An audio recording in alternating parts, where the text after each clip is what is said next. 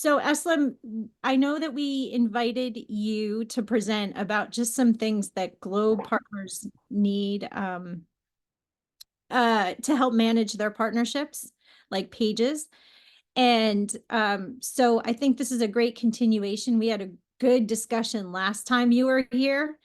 And then just an FYI for everyone, and we can probably put the link in too. So this is for anybody that's watching online that's joined us to watch this later on.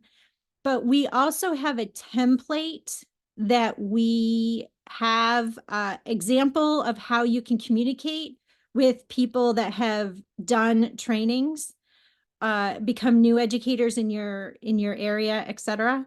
So that template is on our US partner pages, and we're adding to those templates as we go. And if I could take one more second, Eslam, I just want to say that one of the ones that's going to be coming out soon, if it isn't already, because I was not with my team for the past hour and a half, so you never know what they did. We do have another template that we worked on and updated for administrators. So once you do a workshop, there was on the workshop administration page a place to download a template for administrators. And we updated it with the new links and the new privacy and technology policy links. So I don't know, we'll also send it to GIO to you, Eslam, to see if you wanted to update that.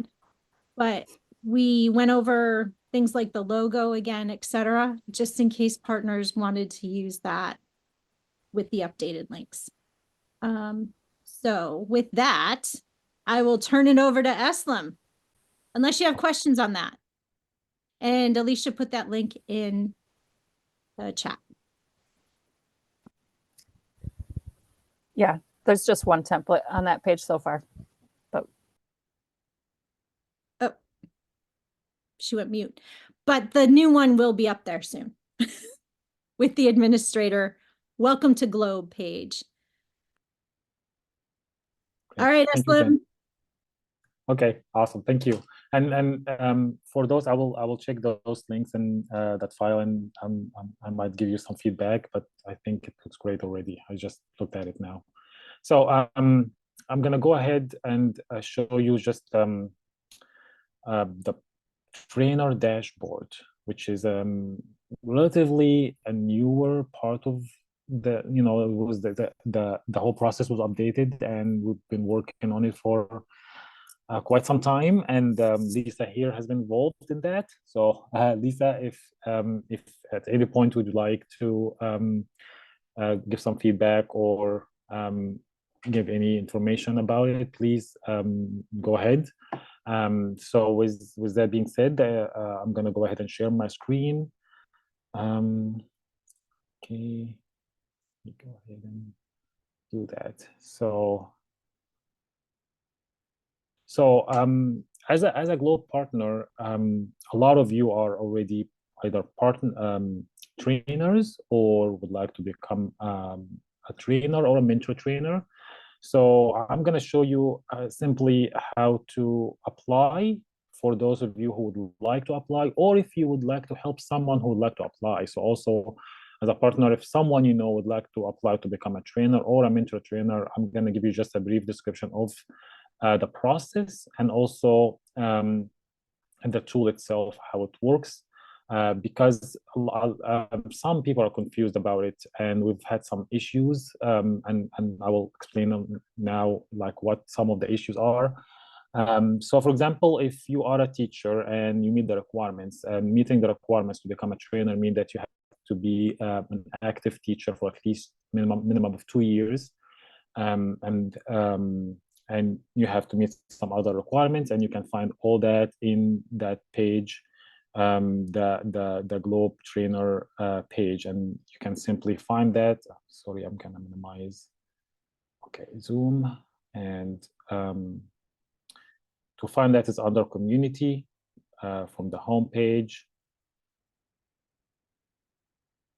Community. and then under community, there are people, and then you go to trainers. And once you get to the trainers page, you'll find the two big buttons here pointing to become a Globe trainer and become a Globe mentor trainer.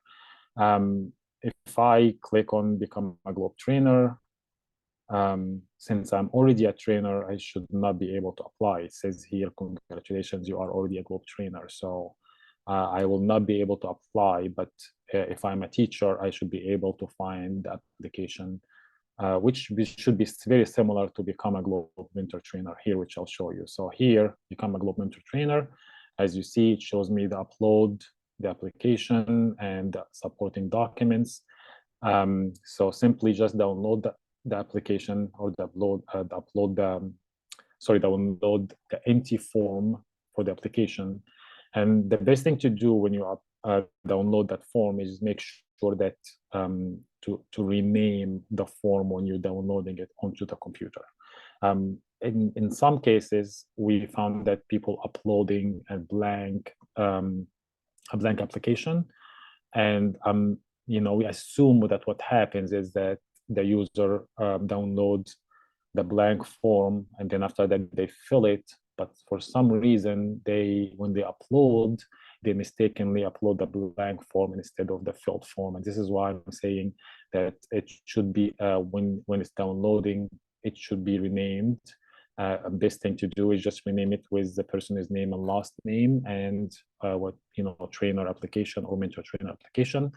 After that, it should be filled, and once it's filled and saved, it should be opened from here. Uploaded from here. So this is how the application is uploaded. And once it's uploaded, they can also upload any supporting documents to support their application. Supporting document could be anything like training certificates or other maybe degrees or whatever, any supporting documents they would like to include. And this can have many files. However, here it's only one file, okay? When this file is uploaded, some people think that it's done, I cannot change it. However, if the applicant goes back here, comes back to the same page, they can actually change the application. And I will show you that in a minute. I'll go ahead and share my other screen. Okay, and then I think it's sharing the same file, so. Okay.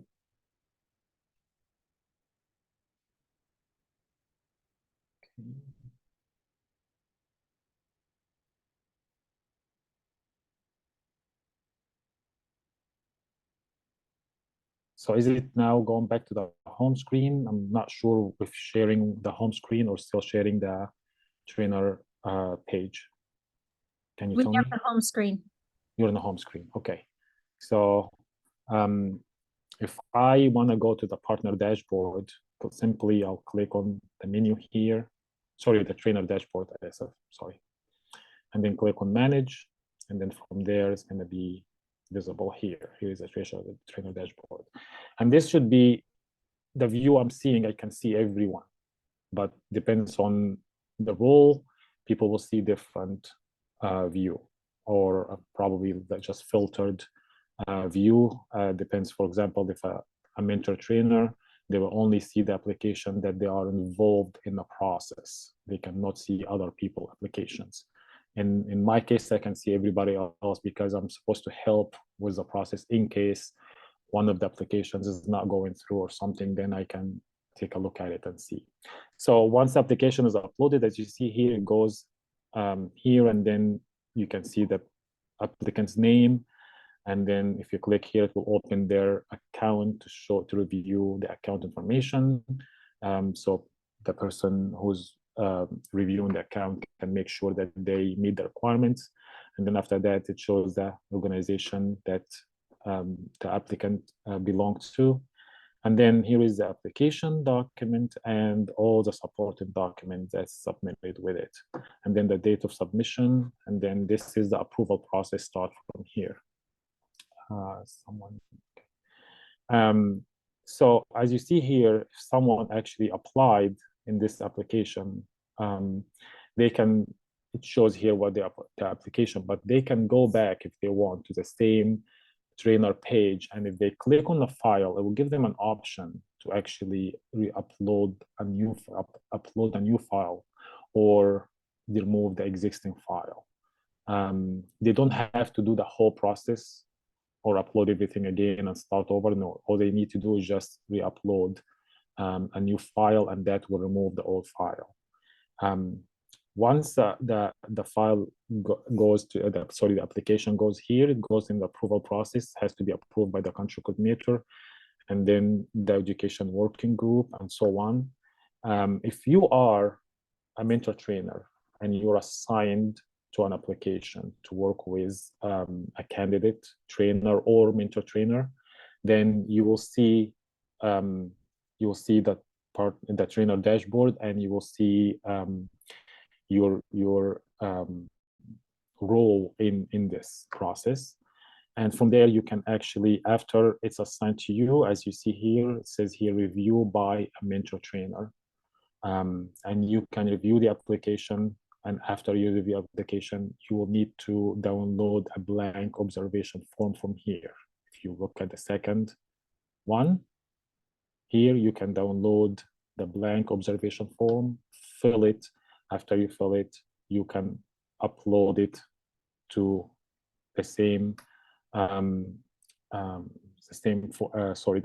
field here, and then it will include all the observation that you took about the applicants, like how did they do during the training, if there's any recommendations, any issues that happened, anything they need to work on, and so on. And once it's uploaded, it goes back to the country coordinators, and then again it goes after that, it goes to the education working group, who will take the final look at it, and then if it's approved, they will approve it. If not, they will inform the applicants. And of course, from the beginning, the education working group usually let the applicant, if the application is okay and everything is good, and if there's missing any information. A lot of the issues that happened with the application that I've seen in the past, either if the application is empty, like I mentioned earlier, that sometimes the user download the application and they fill it, and then after that, instead of uploading the filled application, somehow they mistakenly upload the empty application or the empty file. Another mistake that sometimes they don't fill all the information. Either they miss something in the form, very simple stuff, then like the region or something, and then they upload the application, and then the education working group reviewed it, and because any misinformation for them, they usually return it, and it caused a lot of delay in the process because it has to go back and forth and so on. And sometimes if they reject it, we have to do the whole thing from the beginning. So it's always best for the applicant to make sure that the application is correctly filled and all the information is included. So once it goes in, they don't have to change it or do anything else. And again, if needed, they can change it. But once it goes through the approval process of the country coordinator and the education working group, it becomes hard, especially if the education working group reject the application. Then they have to start from the beginning. They can't really just re-upload a different file. So it's always good to make sure that the correct file is uploaded. And if not, notify the user, like let them know, hey, the applicant, sorry, let them know that this file needs to be filled, or there was some issues here that was missed, some information was not included, and so on. And then that's it. And then the other thing I want to make sure, right now, there is a notification that goes to the mentor trainer. So if you are a mentor trainer and you are included in you're assigned as a mentor trainer for an application, then you should receive a notification. However, you only receive a notification once. Once you receive that email notification, you don't receive reminders. We are working on that. Hopefully we'll get that done soon, and then you will receive reminders. But for now, you only receive one email. So please, if you receive an email, just look at the trainer dashboard, make sure if you have any pending tasks that it will be completed, because that happens, or at least happened in a few applications. So that's basically, that's just in a nutshell the trainer dashboard. And I know it's a huge process. All the information should be in the trainer page. I just wanted to give just a quick overview of the trainer dashboard. So as partners, I think you should be aware of it. And also as trainers or mentor trainers, or you work with trainers and mentor trainers, I think it would be good for you to be aware of how the process and the partner dashboard works, and the trainer dashboard works. If you have any questions, I'm happy to answer them. Or if you have questions about something else within the control panel or the website, I'm happy also to help and answer any questions you have.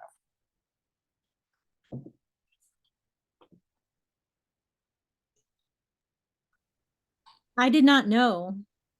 Okay, Jody, can you actually talk about the process that we go through, that you go through? So Jody is helping us on our side, maintaining the people in the trainer dashboard and helping through that process.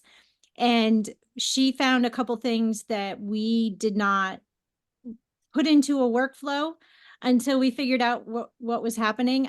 And so knowing, Eslam, that you're only notifying mentor trainers once is really super helpful, because I was thinking that why isn't anybody doing their work reviewing these candidate trainers, when of course you're going to miss one email, right? Yep. I miss one email all the time. So now knowing that there's only one, we can make an effort to go back and remind people, you still have this person outstanding. Could you go in and check? So I think that's great to know. And also, I remember you telling me in the beginning of the process that mentor trainers and trainers weren't told that they were approved. But that slipped my mind. And then Jody went back and made sure everyone got certificates and everyone knew that they had become trainers or mentor trainers, which is great. But also, Jody, you found something else that I would love for you to talk about with that final step. Could you just talk about that? Yes. So what we found out is that I was going to add a trainer to one of our workshops, and I couldn't find them in the trainer list. I'm like, well, that's weird, because I know they're a trainer. Went back to the trainer dashboard, saw that, yes, they've been approved. So Islam, I'm not sure if we talked with you. I can't remember how we figured out what was going on, but basically they have to go back into their account settings and then select the protocols that they feel that they're confident in training in.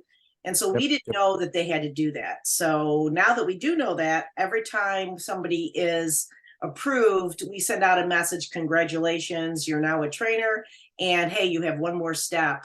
And so we show them exactly what to do so that they can show up in that trainer list. Great, great. Yeah. Oh, that's awesome. Thank you for doing that. I actually, so yeah, it was me. I remember when we did that, and I had to think a little about it, like, well, what's happening here? Why aren't they showing in the trainer list? And when I looked up their account, both of them, as you said, it was empty. They did not select anything. And I'm working with DIS right now. I actually sent them right after we had that discussion, and I told you about, that they have to select some the protocols they're comfortable in training. I did check with DIS, and I wanted first to know how many people, how many trainers and mentor trainers are affected by this, because I'm not sure that every trainer and mentor trainer have to do that. So maybe the new ones only that just got certified recently. So if it's only the new one, then what you're doing is perfect. That should just really resolve the issue. However, if that kind of like affects all the trainers, then which I doubt, I don't think so.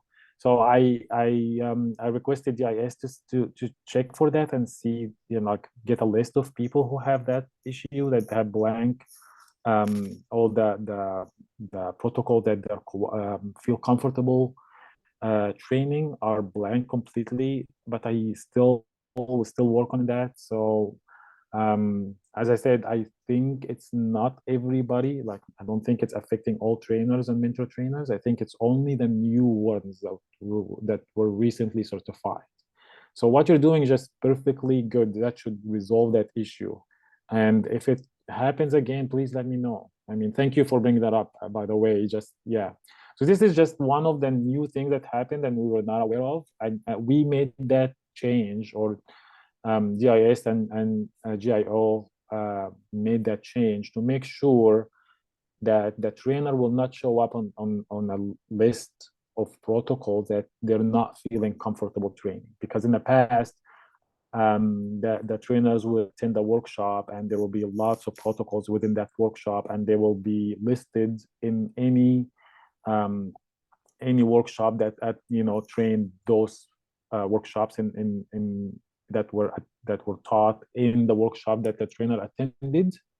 And that kind of meant if the trainer was not really confident, or they did not like to train in that particular protocol, then they'll still show up as a trainer for that protocol. So we wanted to just give them better option, which is actually just making sure that they select what they're confident in training, instead of just listing that, like take that from the workshop. And actually it does fit better with the current process, because with the current process, it's not like the first one, which they will attend the workshop and then in the workshop it will just feed their account. And instead they actually they train in the workshop and they hold the workshop. So that should look better in that case. But thank you for letting us know that. And then there's other things, and just in case anything comes up like that, just let us know. And definitely we work hard, and GIS works so hard in building it and testing it and everything. But again, once it's done and everything, we still find other stuff. As I said in the beginning of the process, when someone applied, and then halfway through the process, we found out that we need to change the mentor trainer. And at that point, we really couldn't change the mentor trainer. We had to restart the process all over. So this is why I said that sometimes it's always best to make sure that the application is written, fully, all the information, everything, because we don't want to waste the applicant's time or anybody else's time for that matter. But we're still working on it. We're still looking for any issues that that the user could report, and definitely we're trying to resolve that. Thank you, Aslam. So does that, Mike, Janet, Jody, do you have any questions about this? Or I have two questions, but I can wait till others go. I don't have any questions. Yeah, I don't have any either. Okay, I have one. So let's say that a trainer is being observed, and on that application you have to say what areas, what protocols that they're going to be approved in. And let's say at the end, let's say they say hydrology, and the application goes through and everything gets submitted. And at the end, when they go to check in their account settings what they feel comfortable in, what if they check hydrology and let's say atmosphere? I remember hearing something like they have to be like you're a trainer in maybe just one sphere, but if they check all of them because they're comfortable in it, does that mean that they're approved in all of them? So yeah, that's right for now. So, and Lisa, please correct me if I'm wrong. But right now, so we were debating that process with the education working group, because the education working group is actually who worked on producing that new process for the trainer, mentor trainer, okay? And of course, we switched from master trainer to a mentor trainer, and the definition changed, of course.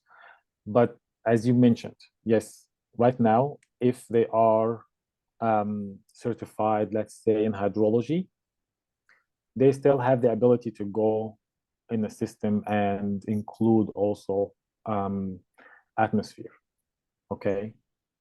We recommend that they take other like materials, like for example, they should take the e-training for atmosphere, make sure they have all the protocols for the atmosphere in order for them to continue that. So right now, we're just recommending it. I don't think it's required to be taken in order for them to select those as protocol they can train in. However, we're discussing a bunch of, you know, different angles, like should we make them apply for each sphere individually? So each sphere should be its own application. Okay, so that's one route. The other route is go by, you know, just the protocols instead of just the sphere. So we're just looking at it, and again, this process has been taking so long, and we're just trying to make sure that before we make any decisions, or GIO and DIS make any decision, we are working all together, because as you know, once we work on all these and make the decision, DIS have to actually work on the back end to make sure that this corresponds with the new decision. So we don't want to make anything and then have them make changes, and then after that, the changes are not really like come back and change it again. So Okay. this process has been really a big learning curve for us because there's a lot involved for everybody, the education working group, GIO, DIS, and a lot of the trainers. And you know, so again, we appreciate your work with us, and we really also appreciate your patience. So but for now, as I said, it is, as you mentioned, they have to go and they can select right now. We do recommend that they would take like other materials, like for example, e-training or other training, just to support this protocol, that they, you know, at least show us that yes, we do have that background. But for the system itself, no, the system would allow them to do that. I think that's good information for me to know. I guess that's what I thought it was, but maybe we should be putting in the email message that I send out, that note about a recommendation for pointing them in the direction of the e-trainings and saying, you know, to learn more and develop your skills and so forth. We could just kind of put that recommendation in that they go to the e-trainings. I think that would be helpful too. Yep. And the idea is that the GIO, once the, you know, the trainer or the mentor trainer goes through the whole process, you know, and they are verified and approved, the idea is that we do trust them. Okay, just similar to the teacher, that when they become trained, we do trust that they will not just go and, you know, provide incorrect data or submit data. That's why also it's very similar to the training. When a teacher becomes a trained teacher, even if they attended a hydrology workshop, they still can submit data for atmosphere, because the hydrology included some information about how they submit data and how to access and so on. So it does include some information, but we do trust that they will only provide the data if it's accurate, and if it's not accurate, they will not do it. And we trust the trainer that they will not say, I'm good in training atmosphere, if they're not good in that. So yes, in a way, we also wanted to make sure that they can select that in case they don't feel confident enough, they will not be embarrassed or would not be put in a position where they get selected for a workshop and then they feel not confident, you know, training in that workshop. Okay. Yeah, that works. And then my next question is, sometimes, I mean, I'm okay now because I know how to get to the blank applications, but when I was first a mentor trainer working with some of my first trainer candidates, I could not see what they could see. So you showed us, like, if I'm already a trainer, when I get to the trainer page to apply, it says, congratulations, you're a trainer. But I'm like, shoot, I wanted the blank application so that I could help, as a mentor trainer, help the trainer candidates complete that application or look to see what they were looking at and so forth. So would there be a way for, and I'm thinking about other mentors now, not myself, because I know how to get that. But would there be a way for a mentor trainer to still see that trainer application, even though they're already a trainer? See what the trainers would see, because that's part of the mentoring process. We've got to be able to help them through the process.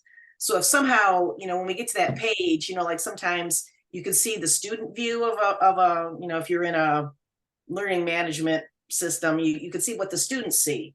So I'm wondering if we could see what the trainers see, even though we're already a trainer. What the trainer I'm candidates not see. sure. Yeah, I'm not sure you can. So you're saying you're the candidate. Sorry, you're talking about you're a mentor trainer, and Yeah. they are a candidate mentor trainer. Yes. Okay, they applied, and you were assigned to be their mentor. Right. Okay, and you should be able to see this if you're assigned. If they were assigned that candidate mentor trainer application, you should be able to see their application. Are you saying that you do not see their No, application? not that application that they submitted, but the page that it says to become a trainer, like the back it out to the trainer page. Oh yeah, okay. And when it says become a trainer, yeah, if I'm already a trainer, I can never see that, right? This is the mentor one, but if you're on the candidate trainer true. one, I can't see all this language, so I really can't mentor them on what's on this page because I can't see that page. All I see is congratulations, you're already a trainer. You're already a trainer. Well, if you go here to the main page, you'll see a lot of that. Like here, trainer definitions, Yes. and then mentor trainer. You will see Right. all that. Yeah. So a lot of that is already here. Yes, Okay. but see what was happening. I'll give you the specifics. That's all there. But what was happening is like a candidate trainer said, sent me their application. And I said, no, you can't send it to me. You can't send it to Jen. You have to upload it on the portal. But I couldn't show them where that was because I don't see what they see. So I was going to screen capture it and say, look, it's right here. And this is where you go. But I couldn't show them that because I don't have the same view that they have because I've already made it through the trainer process. Yeah. So this is I understand what you're saying, and really, I mean, at that point, I think it's best that they might just contact us or let us know, or both of you will let us know, and we might be able to help you. The thing is also, you cannot see their view, like you cannot imitate them or impersonate them. Okay, so you can't really access as they are. They can have to share their screen with you somehow, like have a meeting, just like what I'm doing, for example, like just that's actually what I did. But if you clicked on, could you click on the become a trainer right now, become a globe trainer? Yeah, but I will not, because since I'm a trainer, I cannot. Right, exactly. So, but So what if on that exactly page, what you're talking about. Yeah. So what if on this page at the top there was a button that says see trainer view or trainer candidate view? Would there be a way to do that just so that you could click on it and say, like right there, congratulations, you're already a globe trainer. If there was another button right there that you all added to the system that said view trainer candidate or trainer candidate view or something so that I could see what they would see. Yeah, Is there a way to do that? I guess, I mean, we could request the IS, but to add something like that, but I'm not sure the amount. I mean, that's a good point. We could request it and see, you know, if it's okay. I mean, I'm not sure the amount of work involved. I think the whole idea of doing this is, as you said, what was that? I'm sorry. Even a PDF of what that's what I was going to say. Just a blank, a PDF of the blank form, right? So that you could walk them through. That would be helpful. That would be, that would be the beginning of it. I mean, showing them how to submit, I guess I could say, I mean, if I can at least get them to this page, it is helpful because that's what I did in the end. I said, go to this page. You should see something down at the bottom that allows you to submit, but I couldn't show them that. I had to just tell them that there is something down there. I can't show you on my screen because I don't have it. Even if there was a PDF of what they would see, then I could say, you should see this. I could do that for you. I could actually create a PDF. I take a screenshot because I could potentially, like right now I'm logged in with my account, so I can't really see it.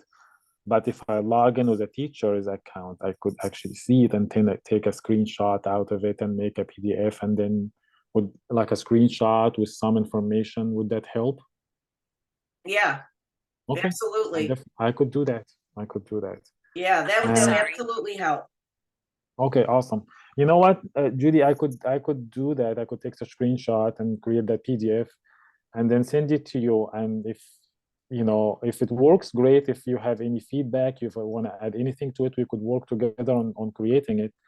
And then maybe we could either, if I will check with GIO if it's okay to include just that here, a link for it here. So as you said, if a mentor trainer would like to see the view and they come to this page and it says that congratulations, you are already a trainer or a mentor trainer, then they can click on that link and they will see what the applicant is seeing, so they can help them with the process. That's exactly So, it. Because okay. yeah, I saw what Jen put up, just the page of the forms, and that's helpful too. And I have sent them those forms, but it really was that submission process to make sure they know how to submit.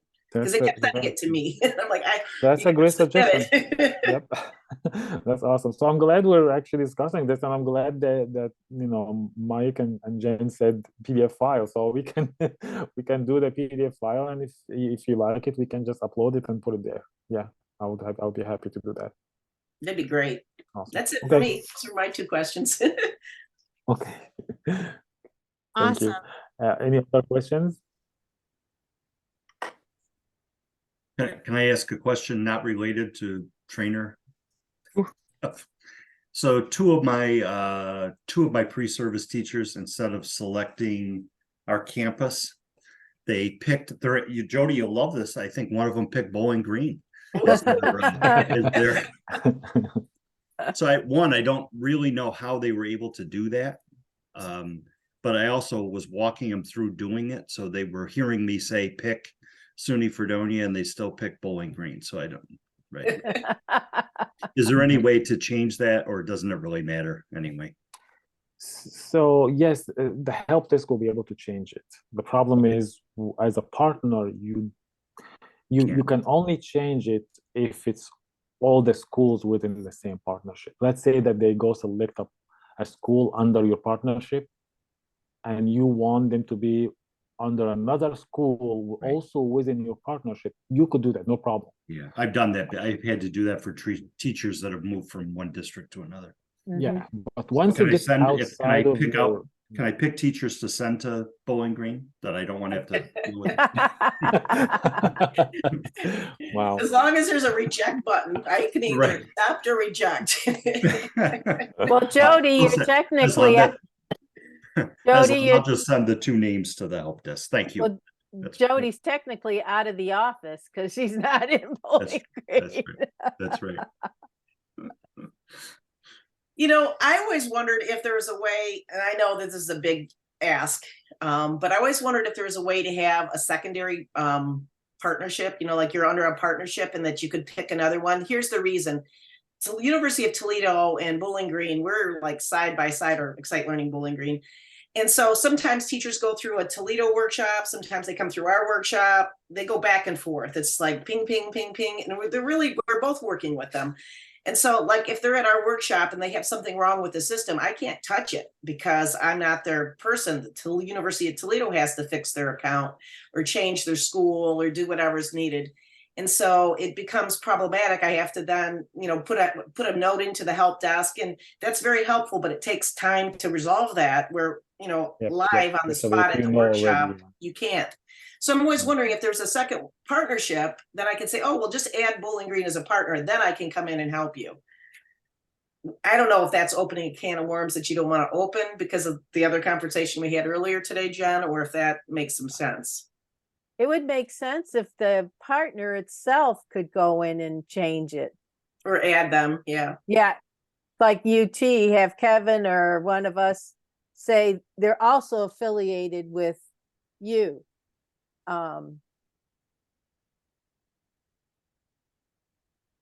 So technically, what I'm aware of, or just how the system should work, I don't think I've seen a partner working with 2 partnerships. But let's assume that Judy has, in one partnership, and then another university said, oh, Judy's doing a great job there. We need your help. Could you just help us with some? And we will add you as a partner also for our organization. In the back end, all I can do is just simply add that organization to Judy's account. And she already has a partner role user, she's already added the user group, so she would be able to just go to the new partnership and do the same thing. She will be able to see all the users in that partnership. Even when you go, I think I'll show you now on the control panel here, like simply, if I go here, I go users and organizations. If I click on that, I'm sorry, I'm go to partnerships instead, partner dashboard. So it's already letting me see here like organization. So since I have different organization on my accounts, some of them are that, as you see, the GIO, and some of them are countries. So I can select between those. And I also had other countries there, like for example, Kuwait or whatever. So what I'm saying is Judy's view would be one partnership, or she can select the other partnership to manage. And the back end, you'll be able to see both. That being said, I don't know what kind of worms it could open. For me, Yeah. it doesn't. It's still working, but that's, I think, I mean, it should, in theory, should work fine, as long as the other partnership is okay with adding you as a partner that helps them. I Yeah, don't that's a good think we need. idea. That's a good idea. So Janet, let's talk about that at one of our meetings, is that maybe we add you to ours and you add us to yours. And that way, if we get into jam, we can, yeah, we can switch between those partnerships. And Yeah, that might be a good way to. I would also. How do you feel about that? Do you see any implications or problems? And I would assume also that you should be able to see both schools and both teachers. So as Mike said earlier, if someone is in that school and I want to change the school to another school, you should be able to do that between the two partnerships. You know, if you have two partnerships within your account, again, technically that should work fine, no issues. I don't see a problem happening there.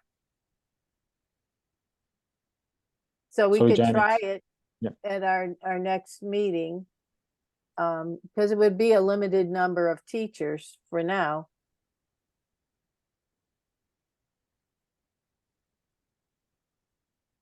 Oh, I think it also might be okay because it would be, you know, really special things like not everybody has that overlap the way you do. Right. So Right. even if it, well, they can, I don't know, even if it had to be a request, you know, through the help desk to do that, if you were afraid about people doing it by mistake, right, linking to another partnership. But Yeah. I mean, I don't think it'll happen very often, I guess. Yeah, I doubt it. But again, if there's a lot of cooperation and work happening between the two partnerships, I don't see why not. If they want someone to be the liaison between them, one from this organization partnership and then one from this.